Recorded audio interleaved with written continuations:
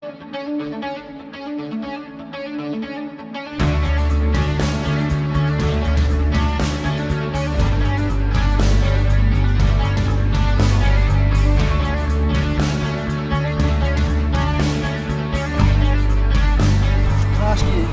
here?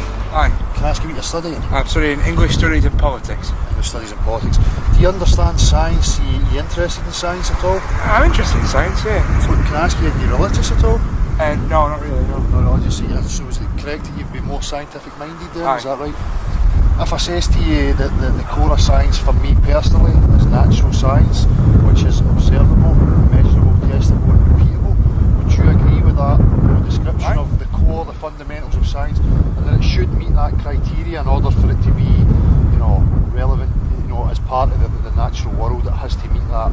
Yeah, I think science has got to be measurable and an objective rather than kind of subjective. Yeah, that's great. So, if we can bear that in mind, once I've done this,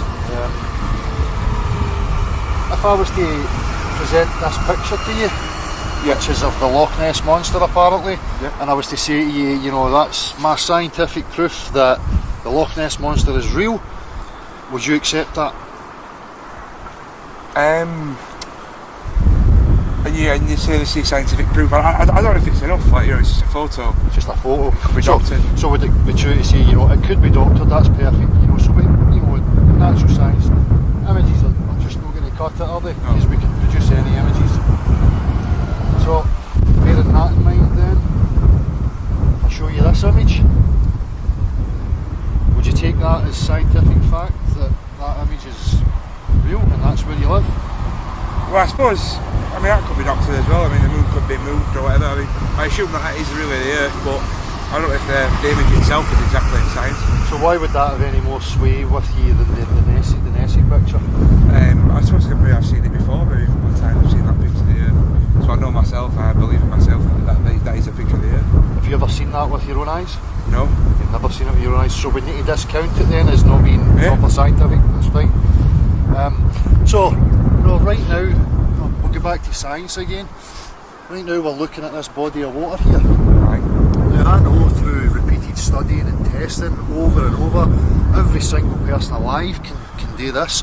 We can get water that is a natural element of the earth, and we know that water will not hold and display convexity. Do you understand what that means? Aye, so it's it doesn't show convex shapes, yeah. Doesn't show you a lump. So if I was to show you this image here, I'm going to show you this image, and can you tell me if you agree with what you're seeing here, if you think that's accurate? I think that's accurate. That's what water looks like. That's what water looks like. So knowing that, and that being a fundamental aspect of our reality, that alone tells me that people claiming to me that I live on a spinning ball is absolutely impossible. Would you agree with that? I would agree with that. I would agree with that. If you look at that and you look at that proof, then you can't prove that the Earth is round, no? No, because it's 70% covered in water. Aye. So we know the physics of water, we know that you can't even make it conform to exterior shapes and blah blah blah. Aye. So then would that raise suspicions with you about who NASA and these space agencies are and why they're telling us that we live on a spinning ball? I'd have to ask questions about that. Aye. So you will ask questions just based on that one. Then that's fantastic. That's what we're looking for, because that was the same for me. I've always been scientific minded, and when I see these observable, testable things in reality, but yet somebody wants me to abandon my common sense in favour of images. That's the same as a religion, as far as I'm concerned. Would you agree with that? Aye. Because a religion would say to me, well, I've got a textbook and I've got an image and I've got a crucifix and I've got that's no proof for me. So then it's the same kind of thing.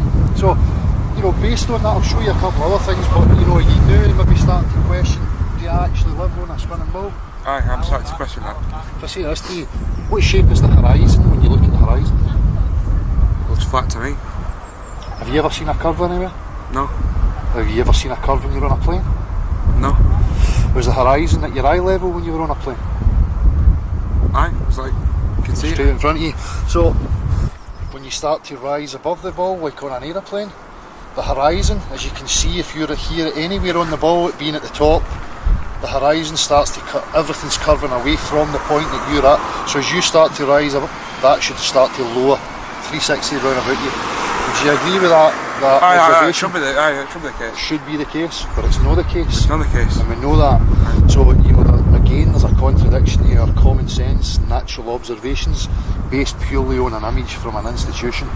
So, it's great that, you're so open-minded enough to see these things and to now maybe start questioning it. So here we have, like an image of, you can read it yourself, this is Chicago skyline from 50 miles away. Aye. And the whole thing's observable.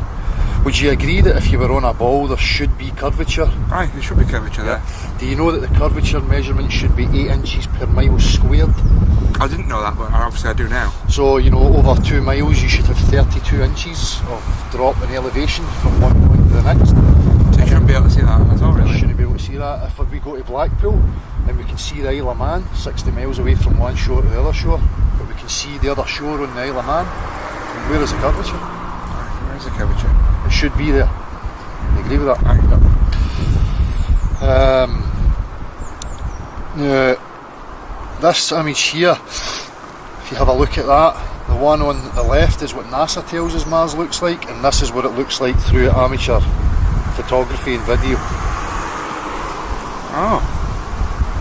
So that's not the same at all as what NASA is telling us it looks like? Have you ever looked at the stars through telescopes? No. You just believed that what they told you was the way I have accepted it as fact. Yeah. So again, they tell me that they're going in spaceships into the vacuum of space, right? Now for me, I understand a vacuum as being a negative pressure system, and that we live in a positive pressure system. Now again, 100% of the time, through observation, testing and repeating, two opposing pressure systems require a solid barrier between them, or they will equilibrate. But yet they want me to abandon that again, and to say, no, on the macro level it's different though, but we can't recreate it. Do you think there's another contradiction there? No, that's quite a contradiction, aye. Yeah. Do you think it's possible that those two things could exist without a solid barrier? I don't think so, no. No. Here we have a pressurised can. The reason it stays pressurised is because Solid barrier. solid barrier. If I remove the solid barrier, what happens to the gas in there? Out in the air. Equilibrates. Aye. Right. But they want us to abandon these natural observations and think that on a macro level it's different. Although on any other scale, we can't observe, measure, test, repeat. So it's a serious contradiction. Aye, 100%. This one here is the Danyang Kunshan Grand Bridge in China, 102 miles long. They do not take into curvature account, nothing. You can see here what the curvature should be based on a ball of 24,000 miles in circumference. I just go straight across. Yep. And obviously it's built across water, and we know the water's flat, so there's not going to be any curvature. Because nobody can show you a practical example of water behaving like. We know it doesn't behave like that. Aye. It's just these absurdities that are thrown out there. That's absurd. Yeah, and people take it for granted because purely on the images, they're swayed by these images. For me, that's a serious issue. We shouldn't be abandoning common sense observations and reality in favour of somebody's images. There was another one here, sorry. This is Tim Peake. Ah, your man who did the space jump. No, that's true. That's jump he lived up there. See what's going on there? I can't really see the photo. Is that him supposed to be at the space station, right? Yeah. You're going to tell me that he's not at the space station? Well, here, what's this behind him here? Is that a green screen? Yep, well, it's a blue screen. Ah, same principle. That was captured when George Bush Senior was being wheeled through one of the NASA buildings, and on the screen in the background you had Timmy Peake here with a blue screen doing something with a ball or whatever.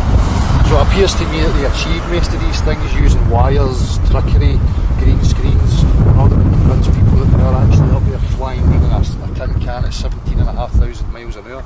Are you aware that that's what they claim that it's doing, 17,500 miles per hour? I've heard that before, yeah, I've heard about Tim Peake. He came back, didn't he? And they send rockets up that catch up with it and dock, and it's all Star Wars, nothing ever goes wrong, everything's perfect. I mean, to me that's seriously suspicious, especially when we can't even advance technology enough here so that there's no suffering, no homelessness, none of that kind of stuff. It just seems like a total absurdity. There's the other one I was going to show you here. So again, I showed you the Mars thing. Here we have Sirius through an amateur footage. That's all blue and all. Doesn't it look like a solid-bodied planet, does it? I would encourage you, see if you type Nikon P900 stars into YouTube, there's loads of amateur photographers and video people now who are videoing these things, and they're amazing to see with your real eyes. No, they don't look in it in the images that these people have shown us. So, how do you feel about this? I feel like I've got a new outlook on the world, you know what I mean? I've had to open my eyes to a lot of things.